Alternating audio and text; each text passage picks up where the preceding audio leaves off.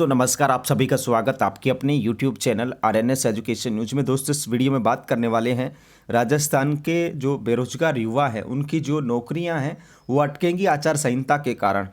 तो 56,000 पदों की भर्ती प्रक्रिया आचार संहिता की भेंट चढ़ने जा रही है।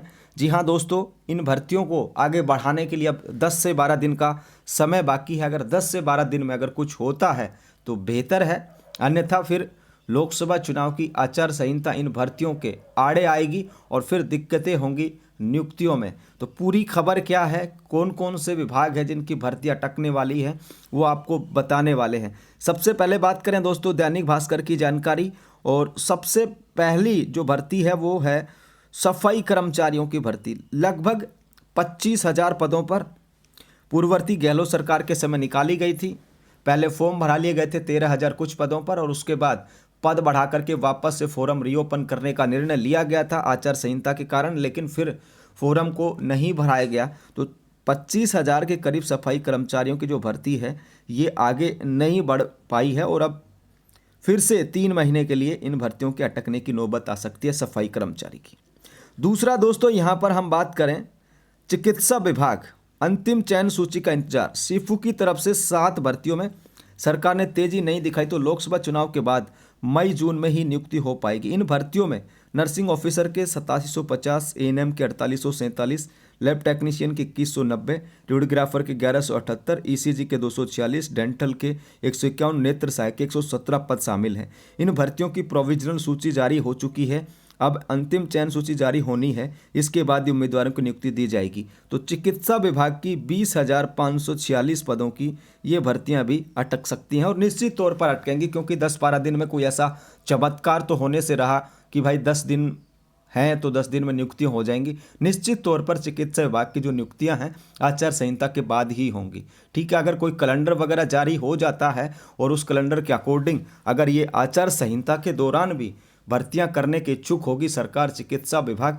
तो आचार संहिता के दौरान नियुक्तियां मिल सकती हैं, बशर्ते कैलेंडर जारी होना चाहिए। लेकिन इनके काम को देखते हुए, इनके लचीलेपन ढीलेपन को देखते हुए ये लगता है कि ये जो चीज़ें हैं आफ्टर देन लोकसभा इलेक्शन ही जाने वाली हैं चिकित्सा विभाग की। दूसरी तरफ बात करें दोस्तों यहाँ पर लेवल 1 और लेवल 2, तो जो रीट शिक्षक भर्ती है 2022 21,000 पदों पर निकाली गई थी। अभी 5500 नियुक्तियां इसमें बाकी हैं, 1500 पद खाली पड़े हैं, शेष 4,000 पद ऐसे हैं जिन पर स्कूल आवंटित हो चुका, केवल ज्वाइनिंग बाकी है। इनकी ज्वाइनिंग विधानसभा चुनाव की आचार संहिता के कारण अटक गई थी।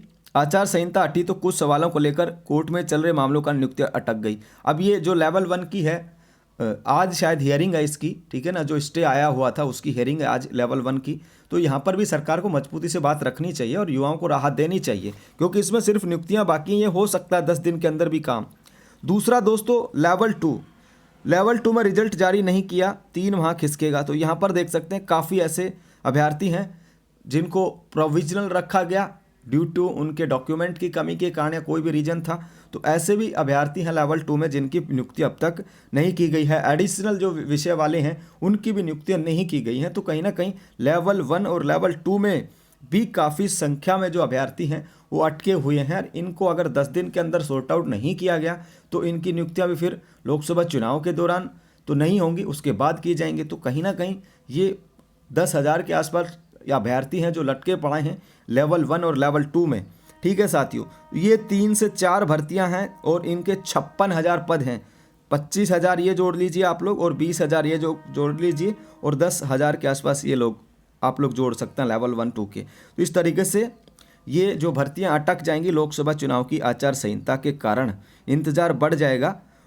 ठीक है दोस्तों, और सरकारी नौकरी का जो सपना है वो साकार हो सकता है अगर सरकार तेज़ी दिखाए तो, लेकिन तेज़ी दिखाना मुझे नहीं लगता कि ये लोग करेंगे, क्योंकि अगर करनी होती तो काफ़ी समय मिला है, दिसंबर से लेकर अब तक 3-4 महीने का वक्त मिला है, तो किया जा सकता था काम। लेकिन बहुत सारी चीज़ें हैं जो सरकारें नहीं करती हैं, सिर्फ़ और सिर्फ वोटों के सहारे, या वोट जहाँ मिलते हैं वहाँ पर ही काम होते हैं। बाकी युवाओं से ना कोई कांग्रेस सरकार को मतलब था, ना इस सरकार को मतलब है, और ना ही आगे कोई सरकार बनेगी उनको मतलब रहेगा। युवा ऐसे ही ढोल पीटते रहेंगे किसी न किसी राजनीतिक दल के लिए। उनको कभी बीजेपी अच्छी लगेगी, आपको कभी कांग्रेस अच्छी लगेगी, लेकिन सच तो ये है कोई भी राजनीतिक पार्टी युवाओं के हित के लिए काम नहीं करती। युवाओं को सिर्फ खून के आंसू रुलाने के लिए छोड़ दिया जाता है।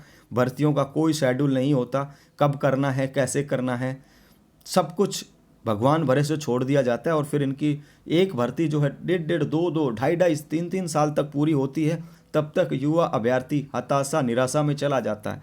तो दोस्तों, कहने का तात्पर्य ये है कि आप लोग चिंता तो करें मत, ठीक है। 10-12 दिन में तो कोई चमत्कार होने से रहा, ठीक है, लेकिन अगर कैलेंडर चिकित्सा विभाग की भर्तियों का जारी हो जाता है तो निश्चित तौर पर आपके लिए राहत भरी खबर होगी वो।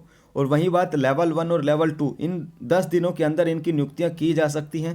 सफाई कर्मचारी संभव नहीं है किसी भी हालात में, क्योंकि अभी इसमें प्रैक्टिकल होना है, ठीक है। अभी फोरम जो भराने हैं, पद बढ़ाए गए थे, वापस से रीओपन करने हैं, तो ये तो होगी नहीं, ठीक है। बाकी लेवल 1 और 2 को नियुक्तियां दी जा सकती हैं अगर सरकार की मंशा हो तो दोस्तों ये जानकारी थी। ये जानकारी आप हमारे टेलीग्राम ग्रुप पर देख सकते हैं, लिंक डिस्क्रिप्शन में दिया गया है। जय हिंद, जय भारत।